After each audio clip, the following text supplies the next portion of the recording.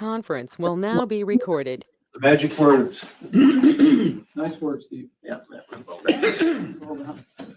Good evening, everyone. I'll call the meeting of the Village and Town of Cottage Grove Joint Fire Commission meeting to order. We have a quorum. Everything was properly posted. We have a few people in our audience and we have people online. There's public appearances. Anybody wish to speak about something that's not a specific agenda item? I do. Just a quick note. Yes. Can you sit there? And your name? Patrick?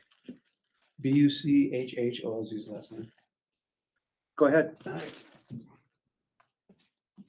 Good evening. So since this meeting is kind of like an annual review, what the fire department did last year, I just thought maybe we'd talk a little bit about being a volunteer there, which I am a volunteer in the past year.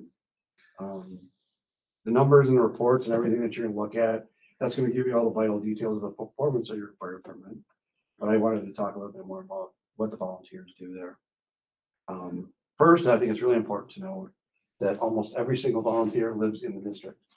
We have a few that are, we have a new program for students and other things, and so they can come from other areas and do that, which is a good thing as well.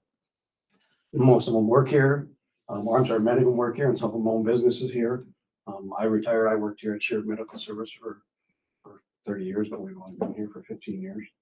And because of that, I think we all have the same desire to, to serve the community and our neighbors. And I think that's unique to volunteer fire departments everywhere. Everybody's commitment is very strong, and this is why, sometimes during really exhausting training sessions, or getting up in the middle of the night to respond to any call, anytime, any weather. So that's what we do. We choose to do it, and I think everybody has a really strong commitment to it. And I think that's a direct reflection on the leadership we have.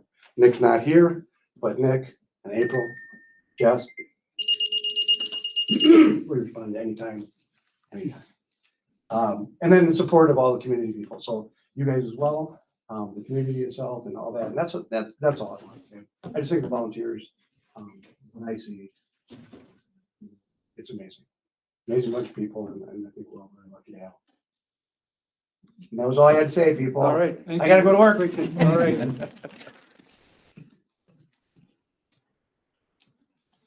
Anybody online?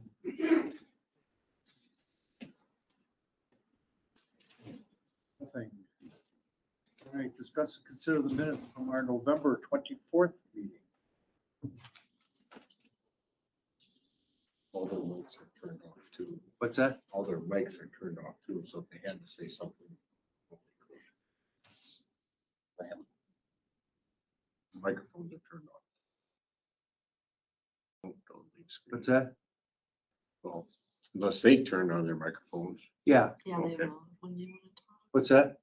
Unless They turn on their own. Okay. Yeah. Sorry for interrupting.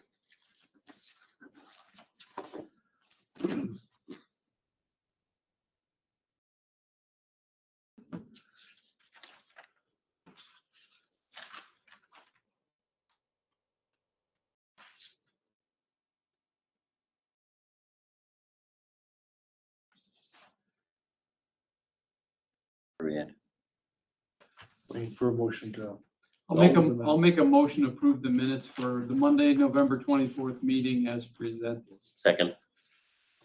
Motion by Peter, second by Mike to approve the November 24th fire minutes as presented.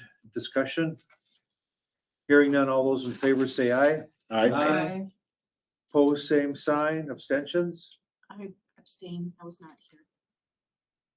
So it'll be 5, 0, and 1. Chief's report. Can you guys hear me? We can hear Yep. you. Okay. Total staff right now, we're sitting at 42 people. That's 9 officers, 3 driver operators, 22 firefighters, 5 probationary, 1 explorer, 1 chaplain, and 1 honorary. Department's currently at 20 calls for service. That was as of 121. We've had a few since then.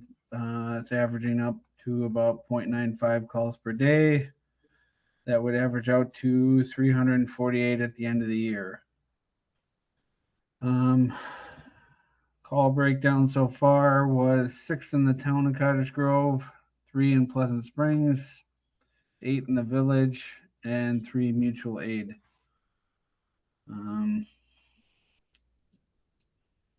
There's a couple different charts there for calls per hour, calls by day, and which apparatus went.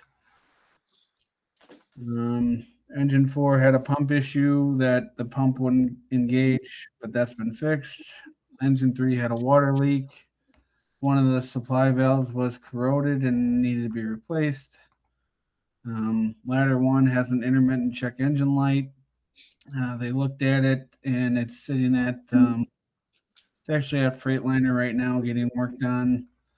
They think they found it is an issue with the wiring harness, so they're gonna order some wire harnesses for it and hopefully it'll be fixed sometime tomorrow, but they still have it overnight. All the extrication equipment received its annual inspection and testing in December. That all passed. All the fire extinguishers had their annual maintenance completed. Training for December was the CPR refreshers for everybody on the department. January is the annual health evaluations for all staff members. The officers participated in MABUS responses and reviewed the MABUS response cards for the district. For other news, Dawson Kowalewski completed pump operator certification. Emma Dobbs completed fire officer 1 certification. And Christian Murphy completed pump operator certification, fire and emergency services instructor 1, and fire inspector certification. And Evan Laufenberg completed firefighter 1 and 2 certifications. There's no anniversaries for this month, and that's the current roster that we have right now.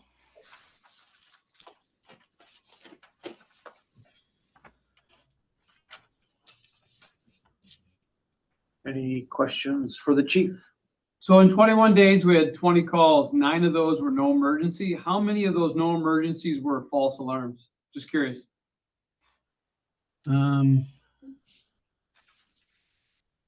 Question, I can tell you in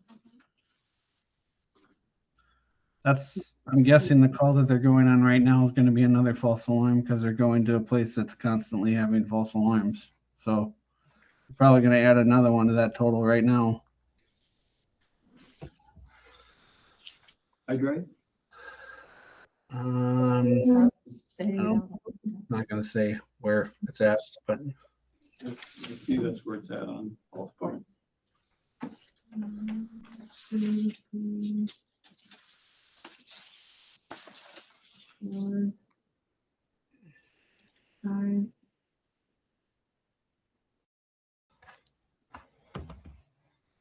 That shows At least 5 of those were, I'd have to dig in, I'd have to look at more of them.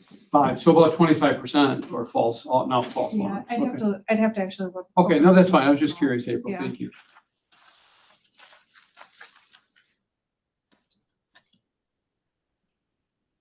It's probably more. Yeah, because I'm only looking at what the pre-alert was, so. What the final was. By the end of the meeting, I can give you more of that detail. Okay, super.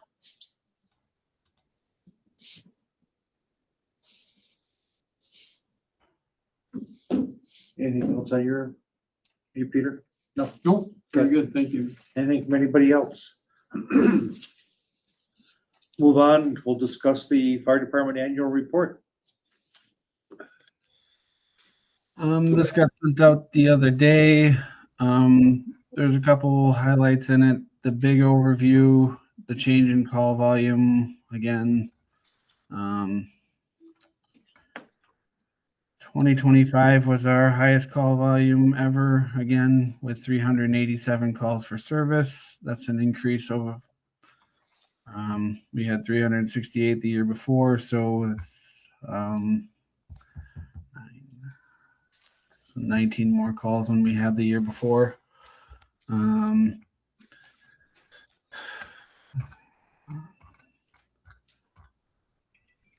Yeah, the other big change was the towns, the ISO rating. We had an ISO review again in 2025. The village stated an ISO 3, which is pretty good for a volunteer department. And then Pleasant Springs and Cottage Grove town went down to a 410, which is actually an improvement of over a 510. So Give me that again. That's awesome. What is that? So that's your ISO score. That's your insurance service offices. Yeah. It was a 510 and now you're a 410. It's just the score for your insurance rates. It's a little bit better. And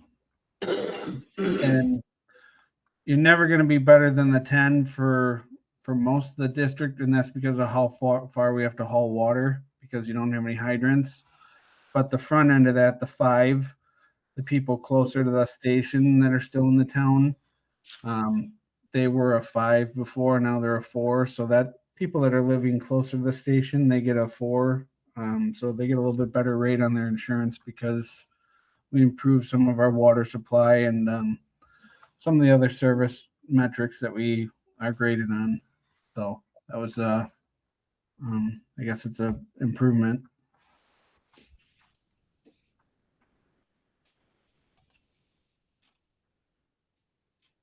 But the call types, we're back with the non-emergency, 142 out of the total amount. Is that more than the year before?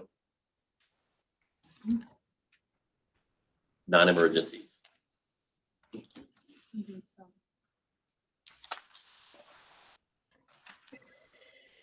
And I see the village is about 50-50.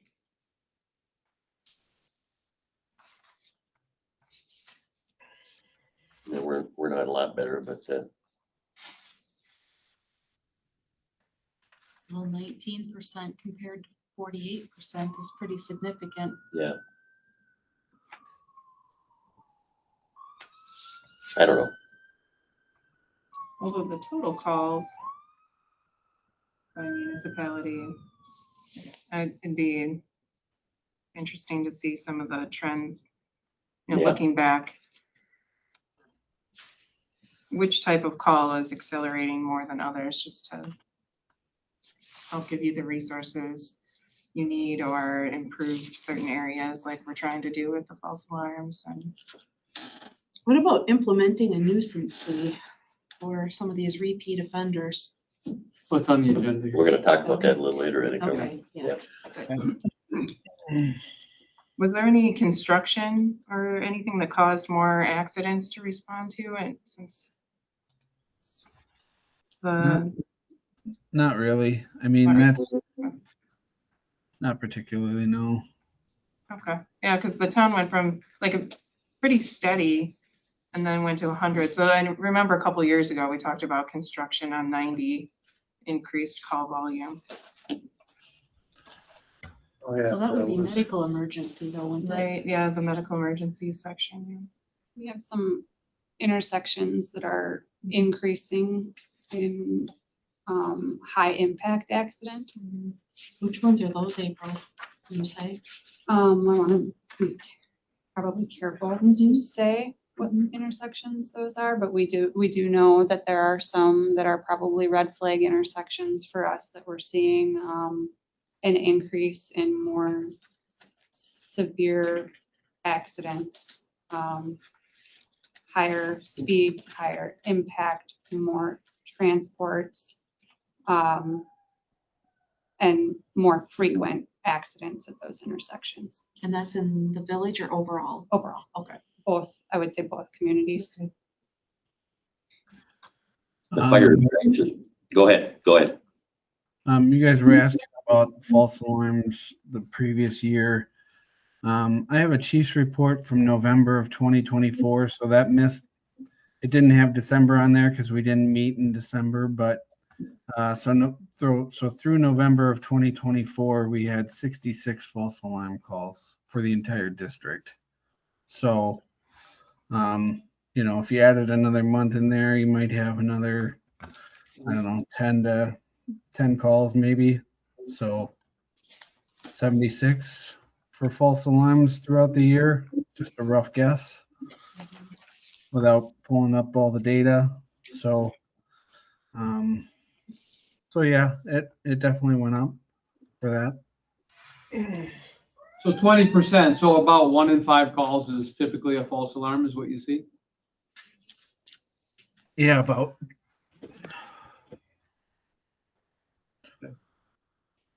If you look at the fire is pretty much the lowest thing. 11% of the calls. Yeah, and to be clear, those are anywhere from building fires, vehicle fires, grass fires. So it's a mix, that category is a mix of a variety of different types of fires. So it's not, when we look at that category, it's not saying those are all structure fires. They could even be like confined to a cooking container or on an oven or something to that. So it's a very small amount that we're actually seeing actual fire related type incidents. They're still very serious when we do have them, but it's not a significant amount of our calls. It's always, I think we keep trying, which we've been talking about, is that the more of the, I don't know if you call it junk stuff or whatever, we can cut out, which we're trying to do, the better. And we don't do the work. The people there and the volunteers are working there. So they got to go to all these things late at night, and if there's an alarm in somebody's house, off you go, and that just makes no sense. Could you tell me a little bit more about what category is hazardous condition with no fire? Yeah, so you mean the yellow, the hazardous situation? Yeah, 2024, they called hazardous condition no fire. Yeah, and then this is hazardous situation. Are those comparable or they? So they're similar. So what happened from 2024 to 2025 is our codings changed just because we're switching from a NIFRS-based incident to NERIS. So the FEMA changed our coding. So hazardous condition in 2024 would have included maybe like power lines down and a variety of different types of incidents. And then in 2025, what they did is they took vehicle accidents with no injuries. So if there's no transports and EMS releases patients and says, nobody got hurt here, it's just a vehicle accident and we're going to clean up road debris and do some traffic control. Those incidents actually got kind of smushed over into hazardous condition now. So that's why you might see a little bit more yellow now, is we're going to be moving those types of incidents into hazardous situation type incidents. Vehicle accidents that do have injuries, those are going to get put into medical incidents because there's a person who is injured and they're going to get transported. So vehicle accidents with injuries are going to get categorized under medical. So you will see that category change a little bit and shift. Thank you. Does that make sense to you? All that, what you just talked about? 100%. Yeah. Moving stuff here and moving something else there. Yeah, for my full-time job, I'm an administrator for that whole program and that system on the national level. So yeah, it does make sense. It's good to have it noted because when you're trying to compare year over year, and yeah.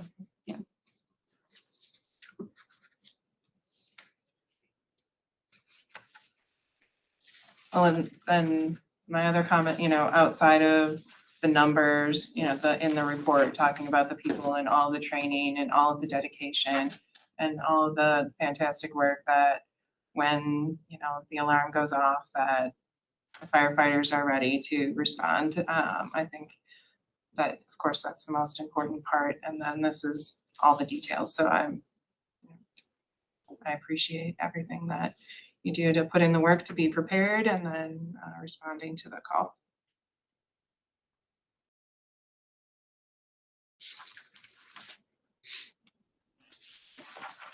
Yeah, it might be good actually in a way if we could compare something in the report from like the year before to the year we just made the report for, because we're asking those kind of questions right here. It just seems something simple so you could look at what happened in 2024 to what happened with this report, which has it changed? Has any of the other things changed? Or other than that, it's a good report. Absolutely.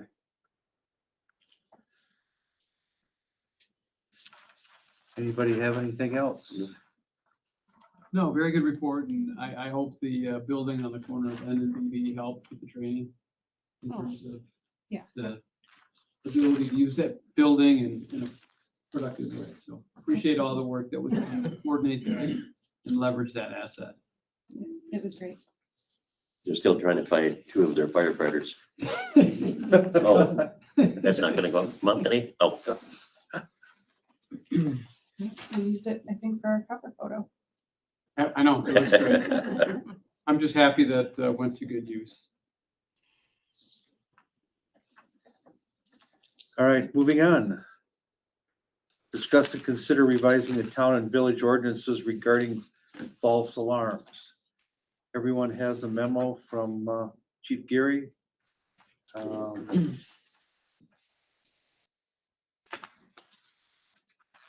Questions?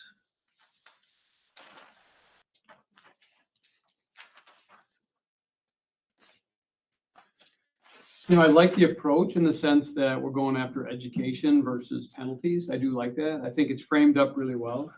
The notion of having a permit required, is that something that's a precedent in other communities? I guess as I read through it, I didn't do any research, but I'm assuming it is. So the comparables that you have in there, some communities require that they have to have permits for alarm systems, some don't. Again, the idea behind that premise is that front end education, i.e. somebody's coming in to the community to build, they're made aware, they need to keep their fire system, their alarm systems up to snuff, the permitting aspect of it. That way they can't say, well, we didn't know about this.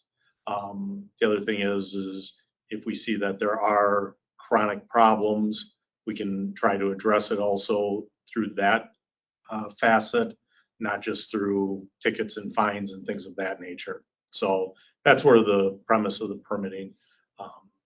Again, because it hasn't been in place previously, that's why the proposal was there'd be a grandfather period, try and get those that have their alarm systems to report them in, and then moving forward, anybody that's applying for building permits, things of that nature, that'd be part of their onboarding process.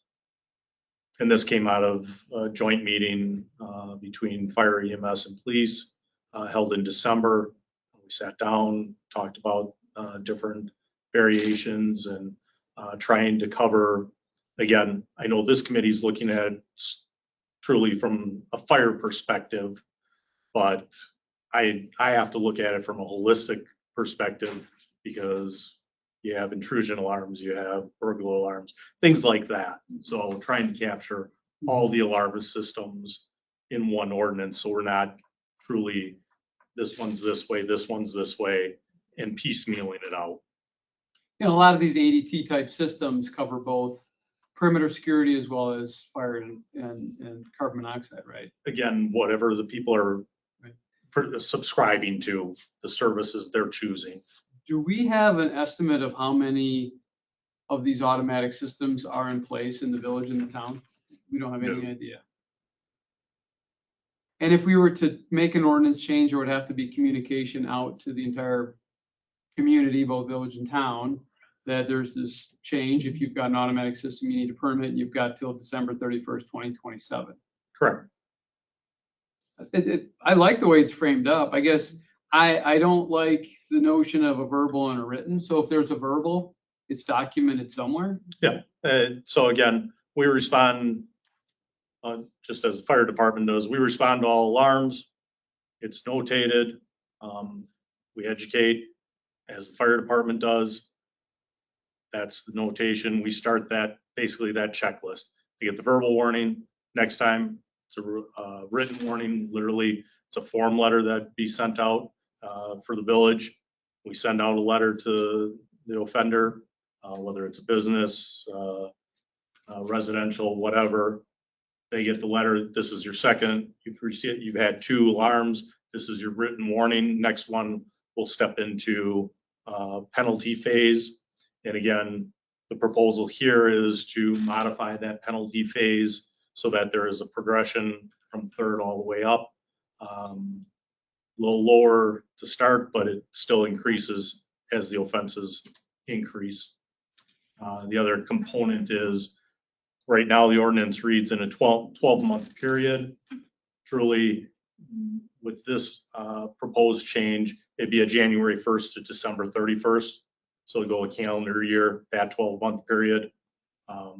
So that it's truly from a tracking and accountability standpoint, it's a lot easier compared to, well, this place had their first alarm on April 15th, and then their second one in June, and their third one is March of the next year, and the crossover in the years. We keep it in the calendar year. It's a lot easier for tracking purposes. I'd still like to see it rolling. I mean, I think in that situation, right, I like the fact that the permit idea certainly helps. There's information and education with the permit to actually do it. And then having this notion of the educational steps on, I see some of the communities, and I really appreciate you laying out the comparables. That really helps a lot. And most of them do not begin penalties until the 3rd offense. But there are several where after the first one, there's a small penalty that ramps up. Yeah, and that's, again, it truly, for the ones that have a penalty at the first offense, it's like a $25 fine or a $50 fine. I think we can get better benefit out of the education component on that first and second offense. And then as proposed, the fine increases truly to, at the 3rd offense, you're starting out at $250 and climbing it from there. So if you had 2 and you went to the next year, you start over again. But you're gonna, this is true, but again, with a rolling 12-month period, you're still gonna run into that too. So you say rolling, it could be during the, like from April to. April. Oh, okay. And I didn't then get it. in May, they get an alarm in May, in the following year, they're back at 1 again. Yeah. So again, from a true accounting, bookkeeping standpoint, the January 1st to December 31st keeps the process moving smoothly, especially on the in-house side of life, compared to, again, like I said, you do first ones in April, and now they get 2 others. Sure, they get their ticket on the 3rd, but now their 4th one occurs in May of the next year. That's actually their first one for that 12-month period now. But there's administrative follow-up on, okay, we had a false alarm. What are we going to do? Is it their first or second? So we need to look at the history of what's happened. I don't see why it's so much more administratively difficult to say, we're going to have a rolling 12 months. What has happened in the last 12 months and where are we at? And because we want this to be the exception, not the norm. So this isn't something that we should be burdened administratively if we're successful in making the change.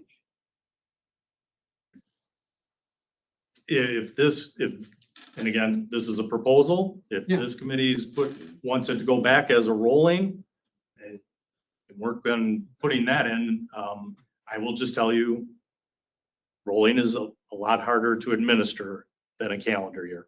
Understood. And again, This is a discussion, chief, Yep. so I mean, I'm, it's more just trying to seek to understand and kind of navigate what the options look like. Chief, with your proposal, would this be a municipal ordinance citation that your department would issue, or would that fall back on? So from, as the ordinances are right now, this would be, if the offense is in the village would issue, the police department would issue it. Okay, As you that's- referenced before, if the town changed their ordinance, it would be the sheriff's department Correct, to right. issue that order. I just wanted to make sure that it was your department for the village that would doing it versus some action by the fire department. Stuff. Okay, I think the fire department has the authority to write it. We just opt to utilize the police department and the sheriff's No, department that's to do it. 'cause correct. it's easier. That's what I was under the impression of, but I just wanted to make sure because I wanted to stress that whatever gets decided here, the town will mirror whatever. So there's going to be Yeah. no question, equal protection or equal enforcement for They everybody, have the regardless of where you municipal live. Citations, like we don't have a packet of municipal citations that we can fill out and distribute. They do, so it's Sure. easier for them to do it. But the goal, Steve, would be to have a common Absolutely. kind of run rules that we would want. So if there's going to be a requirement to have a permit for an automatic security system or alarm system, we would want both the town and the village to have the similar requirement. Is that okay? Yeah, agreed. And Well, how do we get the companies with new built, like over by Bus Road there? Does each new rental there would have a system, I presume? Or do we even know if people put them in or not? A new construction are or, you talking about those apartments over there? yeah, I don't know. well, I don't know. Do we know or? Yeah, I mean, so if there's a monitoring system, and again, Assistant Chief can correct me if I'm wrong, if there's a monitoring system for the whole complex, it's all together, obviously that is going to be made, that information is gonna come forward in their permitting process and through the fire department inspections and things like that. If individuals go and put in their own alarm systems, again, this is where that education component comes in of, we get sent there for an alarm, it's not on and again, I'm not picking on any particular alarm company. Sure. It's ADT, the homeowner or the renter didn't know that we had this. That's where that education component comes in of, you need to go visit Village Hall. You need to submit an application for an alarm permit. This is the process. And then it gets recorded that way. So the, on BB&N, the white apartments there, so they're already up. Do we know that they have alarm systems in? Mhm. We do know that, okay, for every apartment. Okay, So question on the education, if you went through it, is it the education on how you react to the alarms? Or is it how they use their alarms or how each service? It's all enveloping in the sense of, again, we hope to get that education component out there on the front side of, okay, you want to have an alarm system. These are your responsibilities. Educate them on the care of it so that it doesn't generate false alarms. Obviously, it's not going to be foolproof, and that's just the nature of the beast, but getting that education there. The education with the fire department or the police department responding is helping them to understand, okay, you have, and then I'll use this, you have a smoke detector that's truly in a bad location. Maybe you need to reevaluate where that is placed in the residence, where it still provides that protection that you're looking for, but it isn't going to be tripped because it's got a poor ventilation area, that type of thing. Again, you talk about a business that has an alarm system for a holdup. Mhm. And they have a secret button that they have squirreled away Right. that a new employee doesn't know about. Okay, you as the manager, have you educated your employees on what this is and the purpose behind it so that they're not accidentally tripping it or they're not stacking things against it that activate it? All right, so a lot of, I get where you're going with it. And we try to do that now. Some of it's user, something they should know from the get-go, and others is, maybe it's the system. Yes. All right, so then they get educated. The first round, second round is, okay, here's your written warning. Third round in, here's your ticket. 1 year goes by, it resets. So then they get education again, and then they get warning and then a ticket. That is correct. And part of that is, and again, like I said, I have to look at it in a holistic Yep. aspect. You were the manager at a business this year, Right. she's the manager the following year. Right. You no longer work with the company. Yep. Did you pass that information on? Didn't you? Those type of things. Good point, but that, I kind of wondered, is that really, it's, the understanding is great, but is it your responsibility as a law enforcement or that's the company's business to document that and pass that on from manager to manager. It's in their book. And you know where I'm going. I totally agree with you. Okay. But again, I hate to say it, in the real world, Yeah. you know what you end up dealing with. And part of it also is how long, if you're proposing that they literally, the count continues forever, Right. that also is a potential enforcement issue. Yeah. That people are going to truly have some more resistance of, well, just because I had 2 alarms 3 years ago and now I'm on my 3rd alarm, it's 3 years later. Yeah, I can understand where maybe it needs to be looked at on a case-by-case basis. But if you have something that is continually having a problem, and then would you consider, is it, if there was like a corporate business, we're talking about issuing tickets to the personnel there? Nope, it'd be the owner, and I know in the memo it says resident, Yeah. again, looking at from a homeowner standpoint, but if it's corporation, if it's business, it's the business that's getting it, just as it currently does.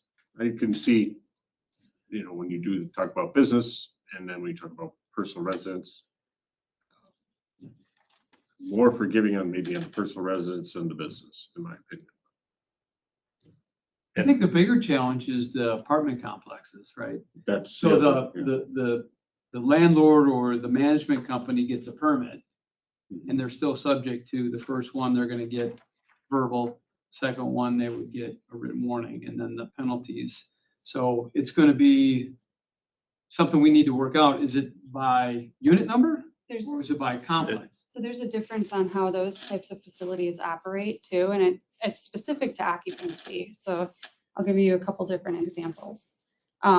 So if you're looking at a facility such as, we'll use 1120 North Windsor, which is the Glen Grove occupancy. So that has several different apartment units in it. Each one of those apartments has its own smoke detector in it. Those smoke detectors are not interconnected, but in the hallway and in the common spaces, that has an interconnected system.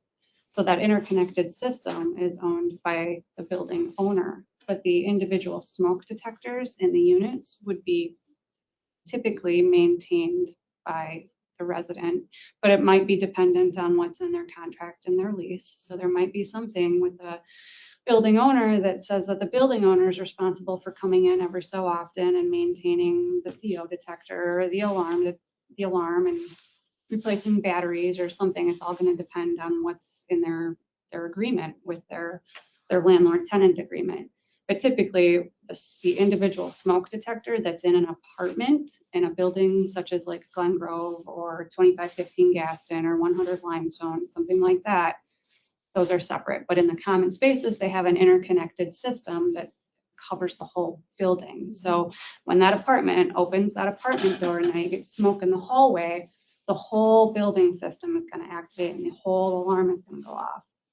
Now, when you look at like 139 East Reynolds, that's a DHL license or DHS licensed facility. It's an assisted care facility. So it's a little bit different than a building like Glen Grove. So that whole building, all of the apartments that aren't necessarily apartments, they're assisted living occupancies or units. Those units all have interconnected smoke detectors in them. So it's a little bit different type of facility there than you're looking at compared to Glen Grove. But don't you think the landlord needs to be responsible based on the ordinance? And what I mean by this is if there's a unit that's got a smoke detector, I don't think we really care. If it's gonna automatically call and it's configured that way by the building owner, then the building owner has ultimate responsibility and will be held to the ordinance, in my opinion. Yeah, I would say if it's an interconnected system, yeah, totally. If that smoke detector in that unit is isolated, but yet when it goes off, it calls It- automatically. It may not, a neighbor may call. That's, and what the assistant chief is talking about is, again, you have the detector in the unit that is not connected into the whole system. The ones in the common hallway area are. So this detector goes off. And now, as Assistant Chief said, they open their unit door. And now it trips the whole thing. This is building owner. Mhm. If it was just their detector off and the neighbor hears it going off and calls, then it's that resident. No, we'll know if it was Right. ADT or the security system company that called, Right. or whether it was a call coming from the building. Yeah, we can. And that determine wouldn't be that. a false alarm. That would be an intentional call for service, in my opinion, right? No, we would still call that a false alarm. If that detector went off in that apartment and it was tripped by low battery or whatever it might be, and someone calls that in because the battery was bad, that's gonna be a false alarm because we were dispatched out there for. Okay, but as far as the ordinance, we're talking about automatic system false alarms. Are we saying we want to expand it to anybody who calls if it wasn't real and, you know what I'm saying? We don't want to discourage people from calling for service if they truly believe there's an emergency. And that's, I think, where there's a line that we need to make sure we respect. In most cases like that, the determination is gonna be made after Right, I the think incident is over. discretion is key, and I think we work alongside law enforcement to kind of evaluate those situations. It sounds like you're giving them also a good opportunity for education too along the line. It's not like, you're just going there and checking in, leaving, so. Well, if we can cut the amount down, it takes 2-3 years to get it totally done, and we can show on the report there how it matches up from the year before, and we're doing something that's working, that's good. If it isn't working, we gotta relook at what's happening. And I think the one thing we don't want to do is establish a framework of ordinances that would discourage someone from calling and second guessing. Well, I just burned the toast. Last time Junior was doing that, he burned the toast. It's just a toast, and you're in the living room and you come in, the kitchen's on fire. I mean, I didn't call because I had one last month because he burned the toast, right? So that's the piece we gotta be careful. How many have we had in the building, off of Gaston there, and in the big building that seems to have a lot of crime situations? Has there been a lot of alarms in that building? That's a big, long one. I believe I know which building you're talking about. Yeah, In the last year, Less than 12. uh, I can You send bet. You're talking about 1120 North Windsor, or are you talking about the edge down, because you said Gaston and N, that I would think is the edge, the big square one at the end. Not right at the end. You're talking up the hill, the long Back, one that's yeah. right next to the Quick Trip. That's had a lot of crime, a lot of That's 11. supposedly, a lot That's of crime. 1120. Like, I don't want to give it any specific type of description like that, but I will, if you gave me an address, I could tell you. I don't know what the address would be there. Um,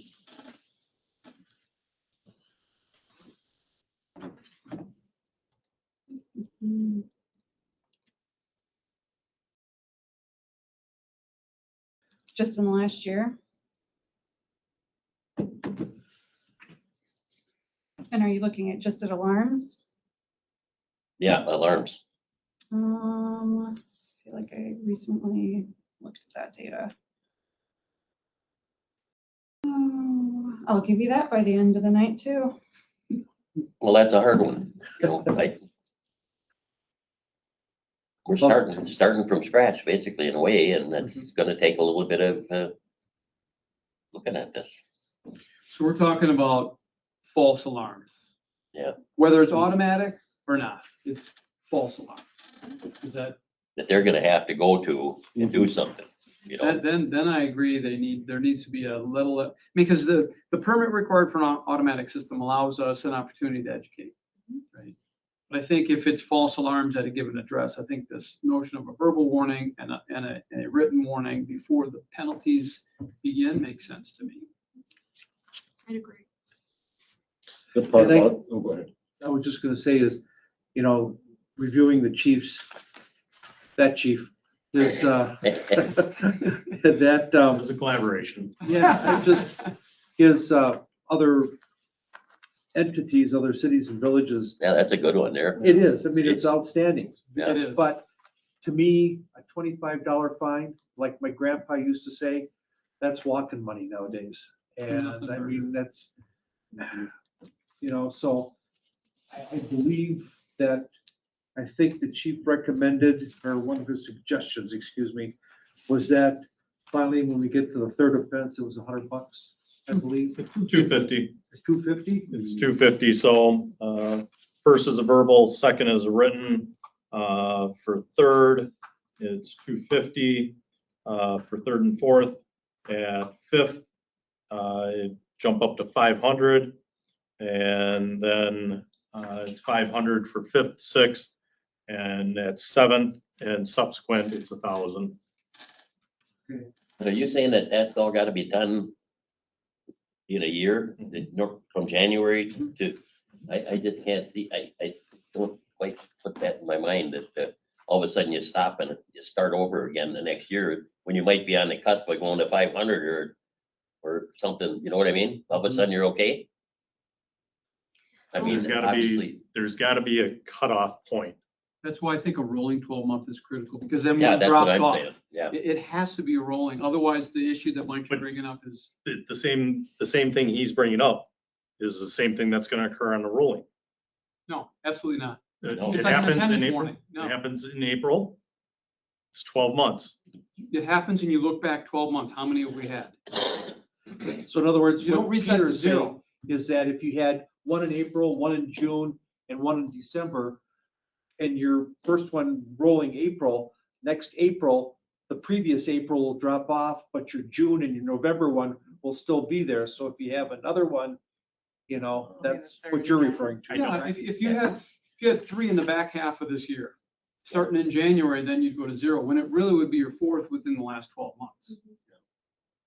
And then you're saying after a year, one would drop off. If you didn't see at four, It's like, would they all drop off? it's like Points off your driver's Exactly. license. Okay, all right. Those go away after a year.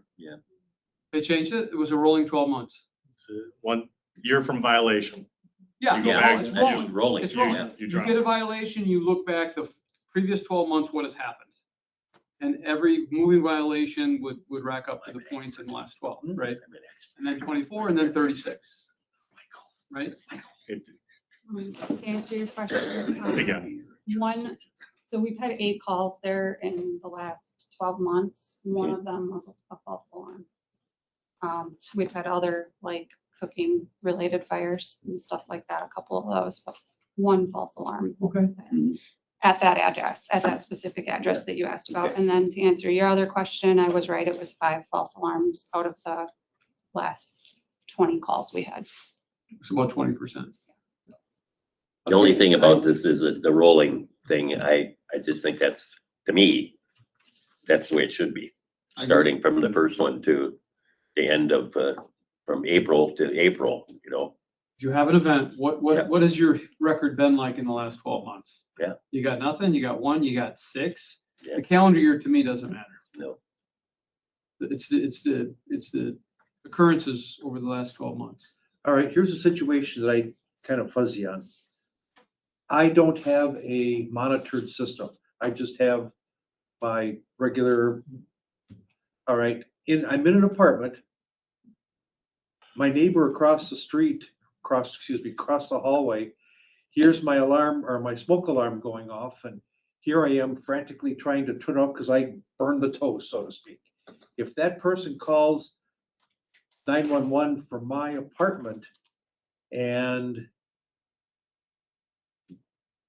what And it- happens, I guess, we'll just If let it's it go. deemed as a false alarm, you're going to be responsible for it. Yeah, Even it'll though be- I did not, me as the person who burned the toast, Could be even the if I caller? did not call. Who would be the caller? I will classify it as a false alarm for my coding because Sure. it tripped an alarm. I mean, it tripped an alarm system and it required units to come. No, this isn't an automatic system. This is just, It's still, someone called it in, correct. so we're So, still but who responding. would be, in your mind, under a proposed ordinance, the false alarmer? Would it be the person who was burning the toast or the person who called? Person burning the toast. Yeah, I That's where agree. the alarm But they activated. didn't call. I get that. Then they So shouldn't have there burned the needs to be toast. some sort of administrative exception in my mind, based on this scenario Yes. you're describing. Something that the chief and his officers have lots of, the Yeah. big D word, discretion. But, and it's, I got- mean, yeah, I mean, it's it's gonna be, it's gonna be taken care of later, then the determination's gonna be made. They're not gonna go up to the front door and decide if it's gotta get some facts on No, that no, kind of correct. thing, you I know? think the question will end up being is Steve gonna burn his toast 2 or 3 times in a row in 12 months? Like he's gonna get a verbal warning, hey, stop burning your Yeah. toast. And then hopefully it won't be a problem again. Sure. Steve will stop burning his toast. And that's why I Get a think it's new important, there's a toaster. verbal and a Yeah. written before the penalty. I think that's really Yeah. important for the education. God, I'm glad I don't have any neighbors, cause ours goes off all the time. Where my dog hides in the bedroom. Yeah. In my bedroom? No. You're not good at making toast, is that what I heard? So if Never. someone is issued a ticket, do they come to court to pay it, or can they come to court to fight it? Yes. Both. Both, okay. Well, So they can, they could do that now, right? okay. Of course, there isn't a big enough, fee. It's not like somebody's gonna show up for court for $25, I wouldn't think. No, but they have the opportunity to represent themselves. That's the Yeah, big they thing. could. That'd be fine. But it seems to me on that scenario that Steve had laid out, that whoever called, I'm hearing the smoke detector go off across the hall. It could be the TV for all I know, but I called. And so the warning, the verbal and the written should go to the person who made the call that wasn't correct, right? No, No? because they thought there was an emergency. It's gonna go to They were Steve. doing Yeah, you don't want to, That was a you good certainly don't goal. want to Discourage discourage that. that. But they were doing the right thing. It's gotta go to Steve for burning his toast. Yeah. But you, be. I mean, Yeah, okay. you're bringing up a good point because we have this issue for people, and I'm gonna bring it up, but people on the highway who see people who pull over all the time because they're lost or they're looking for directions or whatever it might be doing, someone pulls over on the side of the highway. Someone else sees that person that pulls over on the side of the highway and they call them in because they think their car's on fire or they think they're having a medical incident. And they just keep going. They don't stop. They don't check on them. And we have those calls all the time. And now the fire department's dispatched out there to go figure out what's going on with this person pulled over on the side of the road. We get out there and there's no car there. Come on. Gone. And so those calls happen all of the time. And so the thing that you're bringing up is, well, that person that called in should be held responsible for making that call. no, we don't want to discourage Right, I somebody agree with from, that. in case that person was actually, and we question that too, as the fire department. Oh gosh, shouldn't that, they're calling us out there for a false alarm and now we've got all these units going en route. But no, there's reasons why, we have to kind of think full Yeah. picture Mhm. of all of that stuff. Makes total sense.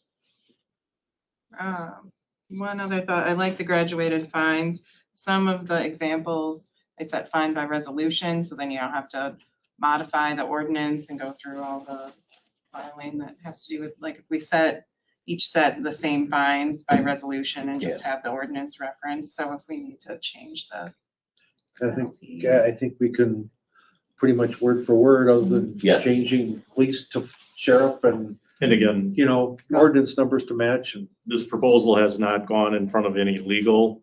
Right. So if the direction out of this committee is this is where you want to head, then that would be the next step, at least from village perspective, to be working with our legal to look at it. I can address the rolling versus the calendar year. Because again, they're going to be the ones that are dealing with the prosecution of it. Mhm. Yeah, I think if you, the village goes with this, that what we do is then just have our lawyer go through and we can Just review whatever yeah, you guys that's all. come up with and just kind of, yeah. Is just to satisfy my curiosity, is everybody pretty much on board for the first fine to be $250? Yeah. After, for your third, If I give it Third two shots, strike? I no, I'm just curious. I No, mean, I I'm don't, fine with it as long, they even have the option to come in and fight it. Sure. yeah, So Yeah, there you America. go. They've got an opportunity to be heard before. If there's an exception that should be had. the judge will probably lower it. The only thing But I I, think it should go up from there. I don't think it should be at 252, fourth, third, fourth. I think you get a verbal. Oh, maybe I should change my behavior. You get a written. Oh, maybe I should change my behavior. You get a third, you get 250. Ooh, that hurt. I get another one, it's 250. No big deal, right? It seems to me that the whole idea here is we don't want a fourth. And if they know that it's only 250, some people it's like a nothing burger, right? I certainly wouldn't want to pay $250 and $250, but I know, I don't. I don't know. Yeah, have you seen, well, I don't know where it is. From your thought, do the people that are having to run into these problems, would they pay time and time again, or Might be a Probably big not. deterrent. what's that? Most of them Said try it to may be a big rectify it. deterrent. Are there some that just look at it and just pay? Yep. Yeah, that doesn't happen. But again, the whole idea is you truly you're bringing the fines a little sooner, and it's a progression. You give them, you're truly educating them, and there is a progression to it. The other thing is also statutorily, fines can only go so high for a municipality. How high? At the top end there, at Just like I 1,000. said, Depending on, and again, it all just depends on what statute it's referencing and things of that Same for nature. the town and the village, or is it? Yeah, I don't know what we've set our limit to. I just hope it would never get to even having the We discussion. don't want to execute a fine at the third offense. After the second one, we should be good for a year, I would hope. Mhm. That's the idea, right? Yeah. Yeah, never happened again with that particular person or, Yeah. Just a calendar year, that's the only thing I'd like to rather see it from the first one to the next, the 12 months. What has happened in the last 12 Yeah, months? It right, happened, what not during happened? the fiscal year, Yep, yep. or fiscal year, calendar year. Other Question than that, I on, think it's great. go ahead. I just said Oh, okay. it. no, I look at these fines as, it's one thing, but the real thing is is the education and how to prevent the alarms on these simple acts. so that we don't pull our fire department out. We're not pulling guys off, out of bed. Right, it's not about the revenue from a fine, it's No, about, not really. Right. Right. But if you're gonna continue to not pay attention to what you're doing, then we won't mind finding you. So that's the way I look at it. well, and the fine is supposed to be a deterrent, Yes. right? So if at strike 3, you get 250 and another strike 4, I mean, it seems like it should go up to, Well, I was gonna ask the chief that, because I can honestly, in front of God and everybody, say that I've never received a speeding ticket in the last 60+ years I've been driving. If, say, for example, I could stop for, say, 8 over, just regular speed violation, no enhancers like school zones or anything else like that. That fine that I would pay for that, say, 8 over the speed limit, if I were to get another speeding ticket for the same circumstances, but 6 months later, same fine. Same fine. it's same fine. It just, as Same long as fine. the circumstances are the same, Same fine. until you run out of The points. difference is the speed itself, the infraction. It's broken out by 1 to 11, 11 to 15, 15 to 20, 21. Okay. The difference is if you go to court and you try to plead your case on whatever happened, the first offense, they may reduce it. Happens again. Oh, correct. and you're Oh, gonna- yeah. They right. could be so lenient, that's what The happens. judge here will reduce Right. it. But I guess- I won't hold to that one. Yeah. Well, that's the way it should be. That's the way Our it should town be. judge, 50% and everything.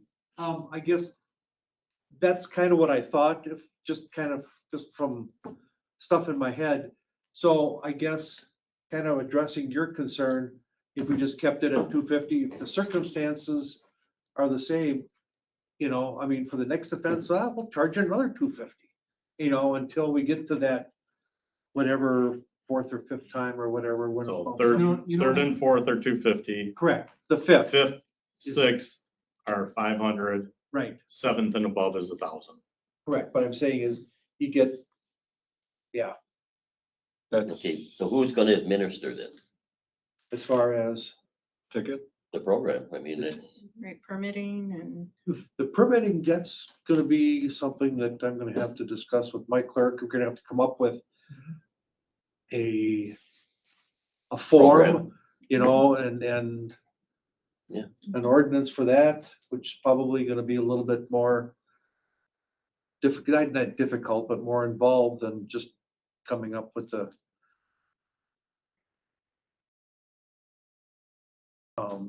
warning ticket kind of thing. And then how much do you charge? I mean, There's other municipalities doing it. So I mean, if we take the approach that maybe the village takes the lead, we work with our attorney to draft something that we could review. I don't know what Heidi or Renee, you guys think, but I mean, we gotta start somewhere, right? Doesn't make sense for the town and the village to do it simultaneously. If our goal is to have something that's correct, harmonious. and it's gonna be grandfathered for a while. right. So I mean, we got time to see who the bad people are and who the good ones are. And things can be tweaked. Policies can be updated. Yeah. Mhm.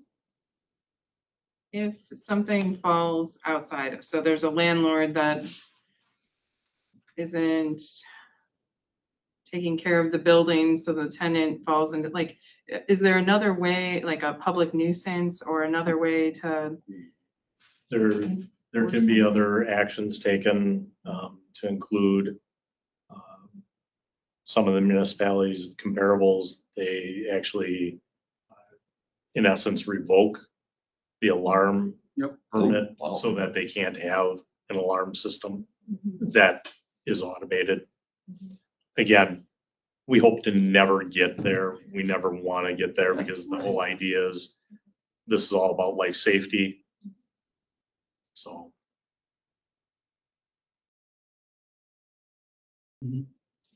The thing is, if taking away you have 5, 6, 7 alarms, we revoke your permit for your system.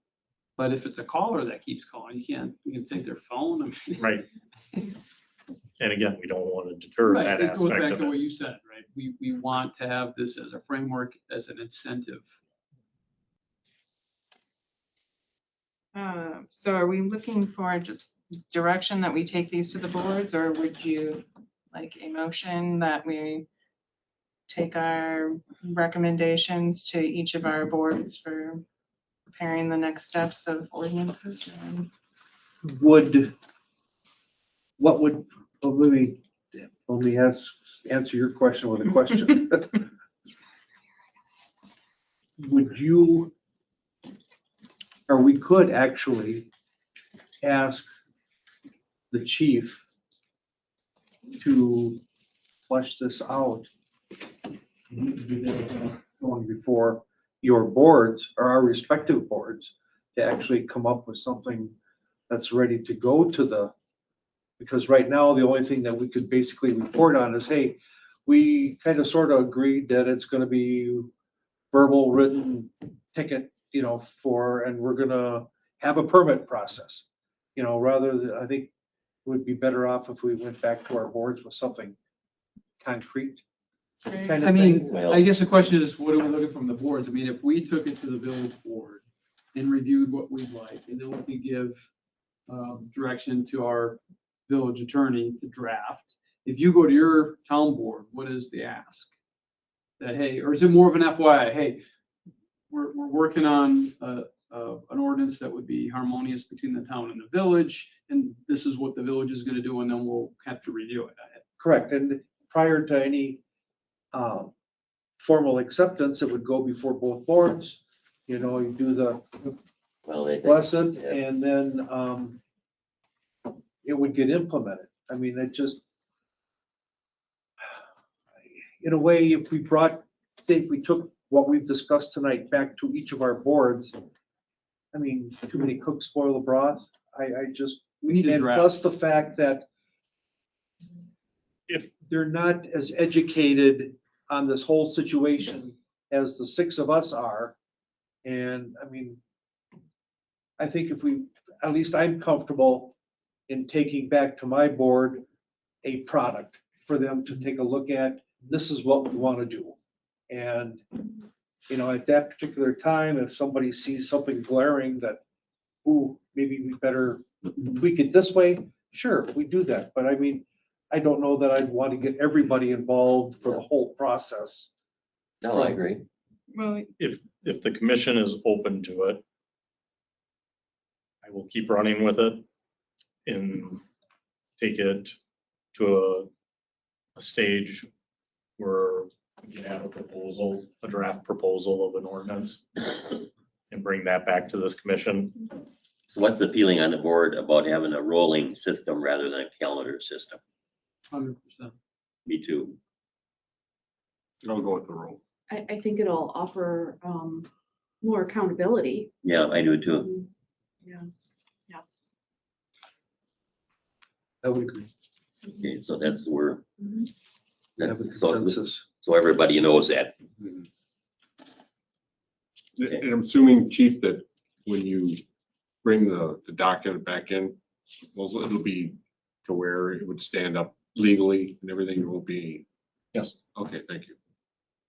Because both the town and the village have an alarm system chapter to their Yeah, we have, ordinances. correct. It's Yeah. just some differences.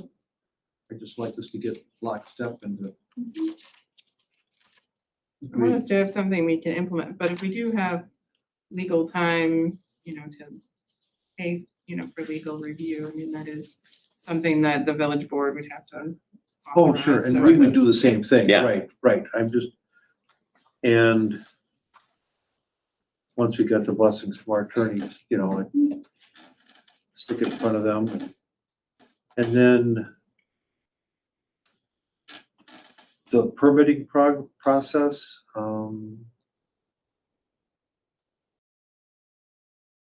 Yeah, we'll probably have to get some input from our clerk department as well. On the permitting.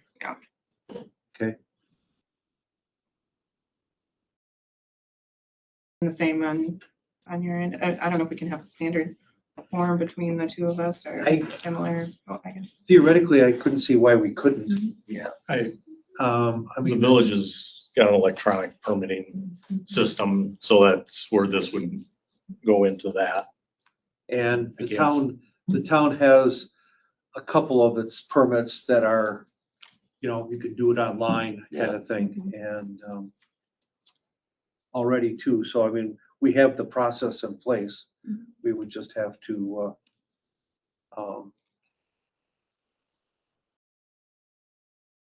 just get that implemented, you know, so. It's interesting, the village ordinance is under chapter 106, alarm systems. And we're talking about false alarms, which isn't necessarily a system, right? It could be a caller. So there's a little.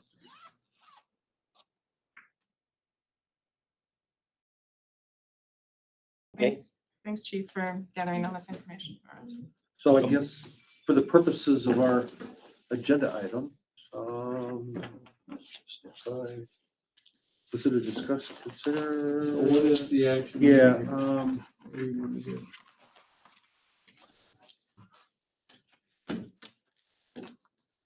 I guess I'll make a motion to request that the chief continue working on an ordinance and a permitting process for the false alarm I think that's. ordinance. Yeah, that's plenty.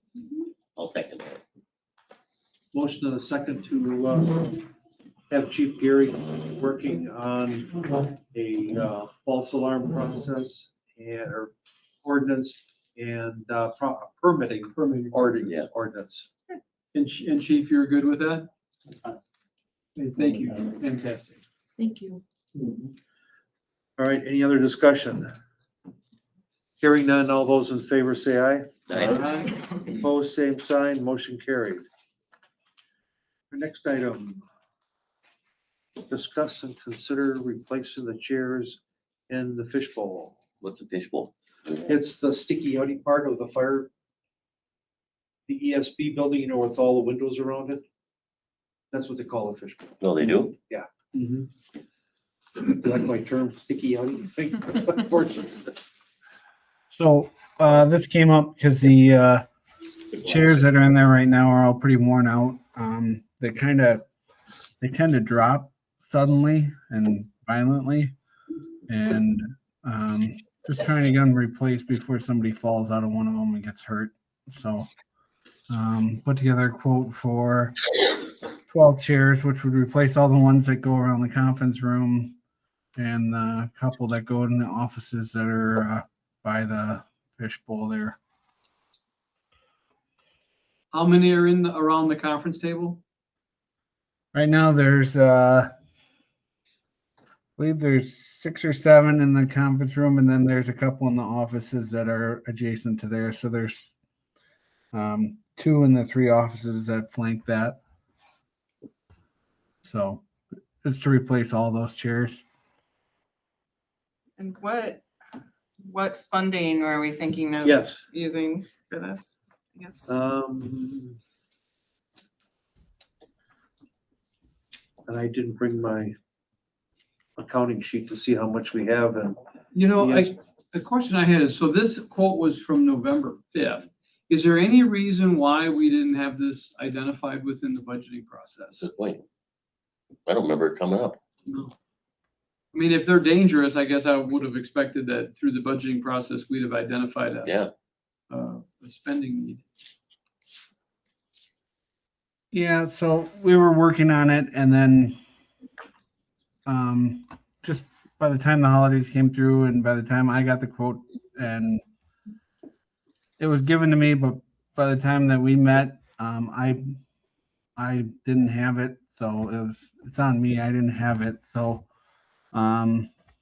yeah, I guess I didn't put it in the budget. So if you guys want to wait on it, then I guess we can wait on it. You went out and got a quote?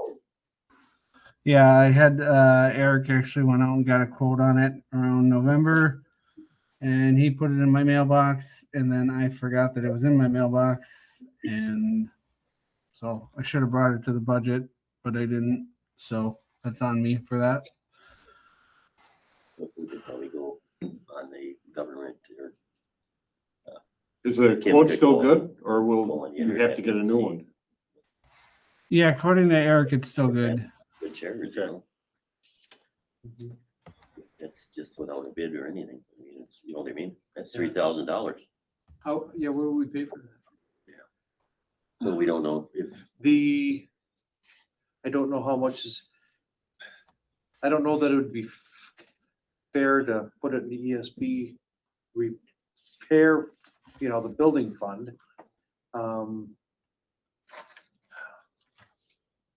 Can we postpone and look at funding options for next meeting? Certainly could. or could we look at the state and see if they've got a bunch available? Have we done that before? Good chairs. Surplus chairs. Where are these from? These from where you worked, with it or something, or? Really?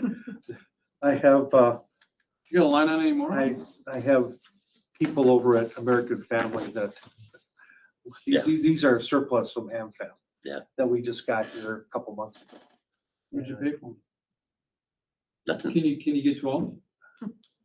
I don't know if that, I could go back to the well for that many. I'll look into that also, Okay. okay? Yeah. You know, I guess the one thing, Chief, you said was that some of these chairs drop quick, or there was something you said about possibly someone getting hurt. Is that a reality? And if there are chairs that are in that kind of condition, can we take them out of service until we're able to identify an alternative? I mean, we can take them all out of service, I guess. It's a large majority of them, but we can do whatever. Yeah, we can take them out of service. So, Well, if there's chairs that are truly dangerous, where someone could be injured because of the condition they're in, I'd like to know how many there are. I mean, we shouldn't be having chairs that could unexpectedly tip over and hurt somebody. Sounds to me like they're trying to sabotage each other. Just a comment. How's a workman's comp insurance? Yeah, there you go. Workers' comp. I guess, let me ask this question. I mean, I don't believe there's anybody here who's against getting chairs for them. No. No, We just gotta figure out who's gonna pay what and where for. Yeah, correct. it's a big chunk of And- change. What's that? It's a decent chunk of change. It is. It is. That's unbudgeted. I can certainly look into that as soon as tomorrow and get back. Find out where there's money. I'm sure there's money over there somewhere. You just gotta pick the correct category for it. Mhm.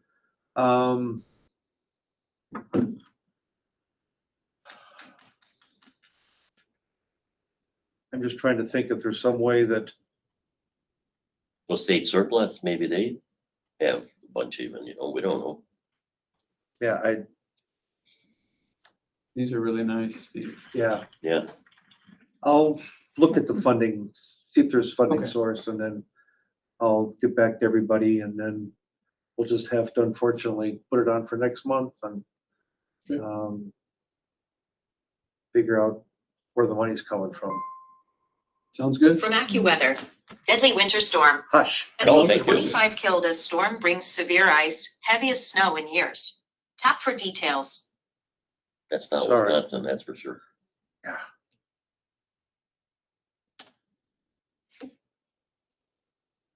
iPhone 17s are not all they're cracked up to be.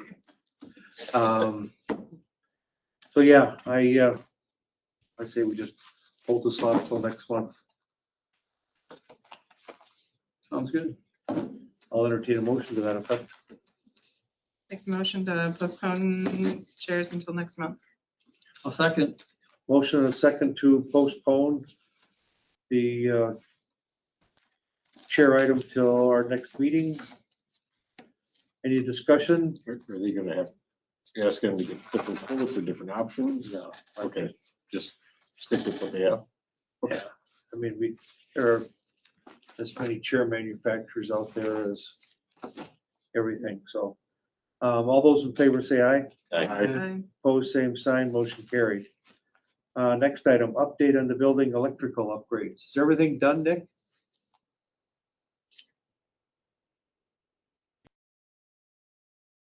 yeah, the electrical Okay. upgrades are all done. Good. Update on the apparatus base striping. That's not done. I've called the guy, I keep calling the company and I keep reaching out to them and I keep emailing them and then they say that they're gonna come and then they don't show up and then they pick a date and then they don't show up and then I don't know. I've been going back and forth with them for a while. So at this point now it's like we're gonna have to probably wait till spring because of how cold it is. Can't have the truck sitting outside in the cold and risk freezing up while they're doing this.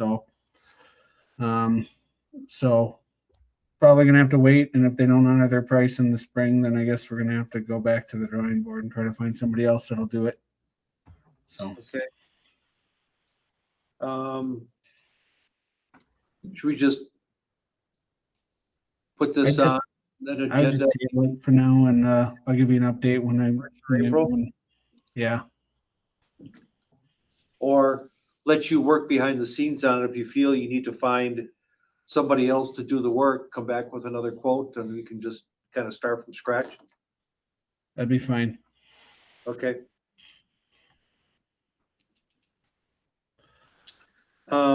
Excuse me. Discuss town and village public works on-call systems.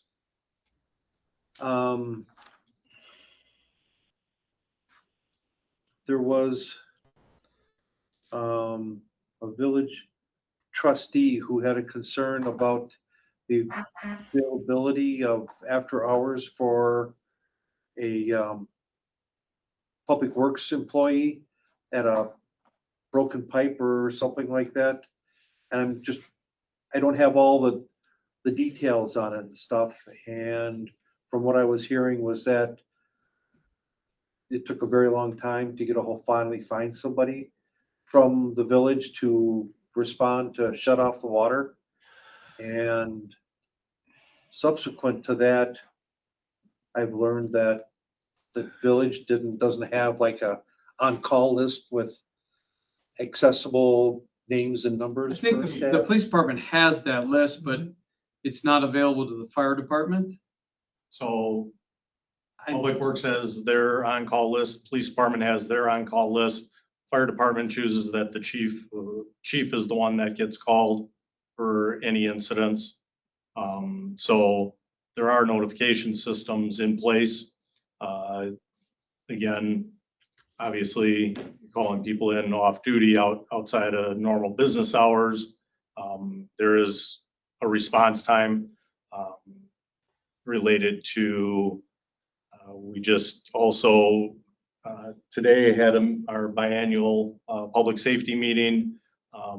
We implemented a shared document on a share viewpoint where the entities are putting in who they want as their on-calls with whatever directions they are.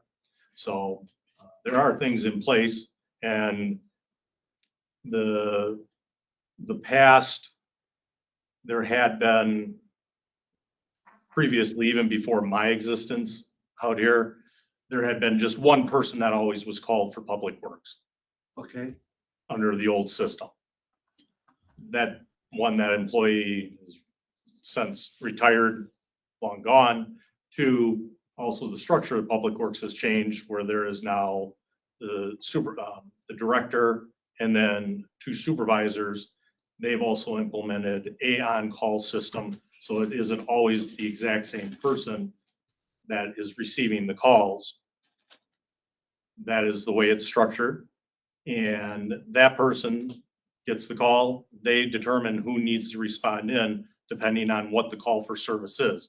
Because you don't need, and again, I'm not picking on public works. Yeah. You don't need a street guy showing up if it's a water issue. Agreed. And, It's just if someone's basement's flooding because there's something going on with a sewer or water, whatever the case may be. Fire department shows up, apparently they had to call the police department, and the police department had to go to the station to get the contact. I mean, it's just, the fire department should have that list, and maybe today at your meeting, you guys worked it out that the share drive is available to the fire department, so if there is an issue, an emergency for a resident, that they have the number to call instead of having to kind of do the telephone tag to get to the right person. again, they have the access to it. And we go to all the same calls the fire department does. So it's there for them. Secondhand information, though, I heard there was one where there was an issue. We needed to get a hold of Public Works. The officer that was there didn't have the information to go back to the station. So there was a delay. There And I was, and guess we, there's no reason for that if, Nick, if you and your guys have that person at Public Works to call in the event that that's the call that needs to be made. Or the department head should be made, be notified, it's their department. So there's maybe somehow to integrate that in too. So Nick, are you comfortable if you need to call Public Works, do you have the on-call person that you can call now? So I wasn't at the biannual meeting because I'm out of town for work right now. So I wasn't at the biannual meeting today. Were we given a copy of the on-call list today at the biannual meeting? the on-call list is, unfortunately, Public Works Director is out of town. They are tweaking it due to some personnel changes that they recently had. So we do have the contact right now. That is the street supervisor. And yes, you have access to it. That's Jason Anderson. Yep. Yeah. So I got that phone number for him, and if it's, as long as it's okay contacting him in the interim, that's fine. I guess I'm not looking to I'm not trying to tell anybody how to run their department or do anything like that. We're just looking for, like, in the odd cases where, like, the police department's tied up with something else more important, more pressing, and the fire department is called out to something like this, we just need a way to be able to contact somebody. So I know today we were given Jason's phone number, so that's a big help. But if the protocol is in the future that there's an on-call schedule that there is out there, like I know all the police cruisers have this on-call schedule that's on their computers. If we were emailed that on-call schedule after it's updated, like, we could follow that too in the event that the police department's not on scene. In the events when the police department is on scene, we'll defer to them, let them call Public Works like the protocol is. But in the odd cases where they're not, then just giving us the option to be able to contact the right people, it just would be really beneficial so that we can help where we need to help. So we're not stranded, I guess, is what that's all I'm looking for. At 2 o'clock in the morning, if there's a break in a water line in the building, who goes and finds out that there's a water break in the building at 2 o'clock? Who's in a home? Huh? If it's in a home, people know. Well, what would that have to do with them sending somebody out? We respond. Shut the water off at the street. Oh, at the street you're talking about. Is that what you're talking about? Yeah, sometimes some of these, like, there's been a few where it, like, broke before the meter where the shut off is. Okay, I So got you it. have to actually have it shut off at the street. And we're not allowed to have those tools. Public Works has not allowed us to have that, and that's fine. But then we have to have them respond. So, but we get called, we're the initial responders, so we have to respond to the home. Okay. And we see it, but they still have to have Public Works come out and take a look at it and shut it off at the street. So Jesus. You should be allowed to have access to that in case of emergency. There's really no reason that fire is not allowed those tools. well, No fire department has those tools. a lot of fire departments have access to those tools. They just don't want us to have them in the village here. But No, It's ridiculous. so the reason they don't is because there's a chance that sometimes if the valves aren't operated correctly, they can be broken. So that's why we don't have them currently, but there are other departments that have them. There are other fire departments that have them, but we've talked about it in the past. Public Works doesn't want us to have them. That's their choice. So who in the village doesn't want it? what's that? Well, you said the village doesn't want you to have this. Who doesn't want you to have this? This was back, like, we asked for these tools back when the previous Public Works Director was in charge. That was back when JJ was still in charge. I guess I haven't broached it with Kyla, but I'm assuming that they still don't want us to have that tool, I would assume. That's gotta be looked at I from agree. you guys. I agree, it should be looked at too. It seems like That that's a good, At least have the discussion. yeah, geez. Yeah. Yeah, because it's too siloed right now. Want to get the things fixed. I mean, you don't want to wait for somebody else to show up, Right. you know, right? Right. Departments are not working as efficiently together because there's gaps. Especially if they're not local. Right, The right, person responding. absolutely. Yeah. Yep. And Nick, if you were allowed to do that, would you have any other concerns with having the ability to shut off water if the break was before the main shut off in the home? I mean, water is just part of it. You know, there's still sewer. You know, there's still a lot more to public works. There's sewer. There's electrical when it comes to street lights and that kind of stuff. Where we still need to be able to get a hold of them. They still need to. And like I said, I'm not trying to reinvent the wheel. I'm not trying to argue with people. I'm just looking for the cases where other people are busy. We need to be able to get a hold of them somehow. And like I said, I guess today it helped. We were given the one superintendent's phone number, so that's a big help. As long as we're okay contacting him, that's a start. Yep. If going forward that becomes a problem where we're not supposed to contact him, then I guess I'm just looking for a permanent solution for like when we have to contact somebody and PD isn't available is what I'm looking for. I think it's an unreasonable expectation, you know, like it's going to be a changing, you know, a person might have a family trip, you know, that like you might not be available 24/7, 365 days a year. So there is going to be some kind of rotation for an Totally. on-call system. Absolutely. And I think, Chief Gary, are you also dispatched out to these types of calls? I think that's kind of the background of then that's an updated rotational. I had to switch my week because of this family thing. So then this person's covering the on-call on this week. So it is kind of a moving.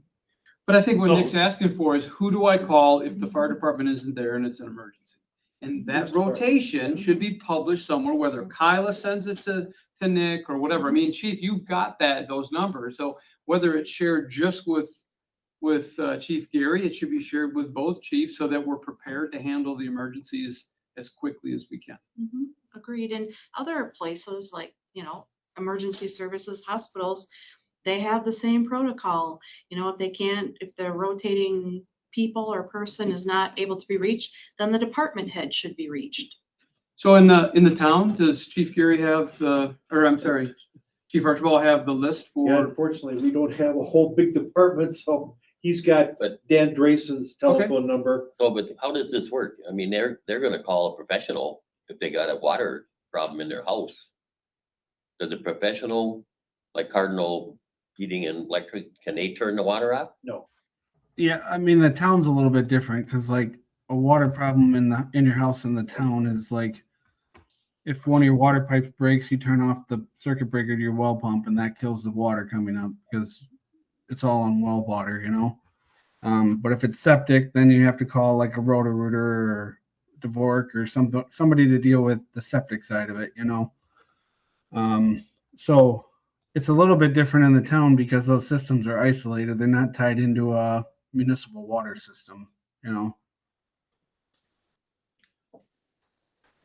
Well, I guess from what I'm hearing, and correct me if I'm wrong, it sounds like the first small hurdle's been breached as far as having or getting access to the fire chief for folks in public works. Whoever is on call and it will rotate. Correct. And I guess, Chief, if maybe the follow-up is if you could just check with Kyla and make sure that, because you're out of town on business, that this is exactly what the situation is. And if there's still a gap, then please bring it forward and we'll have to deal with it. We can, Has it happened in this cold weather?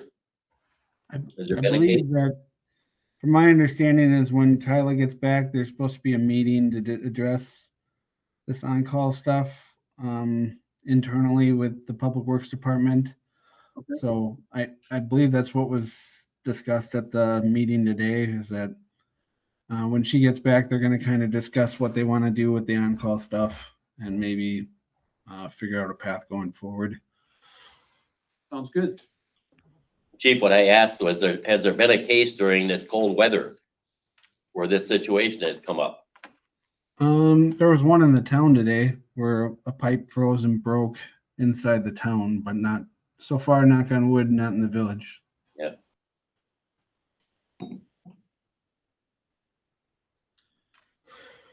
All right. Anything else? Next item, discuss, consider our meeting date and agenda items.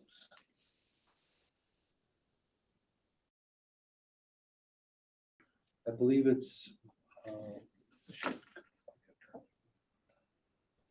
February 23rd. that what it is? Okay. Is that right? 75th birthday. What's 75th? That's my dad's 75th birthday. Oh, there you go. I mean, I could like be your dad. And I'm 40, I could be 41, your almost dad's 42. dad. Yeah, holy moly. Well, we need to talk about the Ordinance. ordinance. The Yep. false alarm ordinance? Yeah. Is it reasonable to have an update, you think? Chairs and fish. Try and have an update. I can't with legal.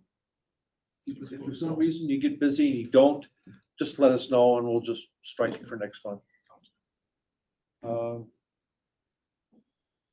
And Follow up on any funding source you determine for the the chairs. chairs, yep, Yeah. That's about it, I would say. just the usual stuff. Your update on the striping? We'll see if. I'll check with Nick to see if he has any information by next month for it. If not, we'll just. Hey, Nick, Yeah, tell you, I won't put the base striping on any future agendas until you've got something and tell me to, okay? perfect. Okay.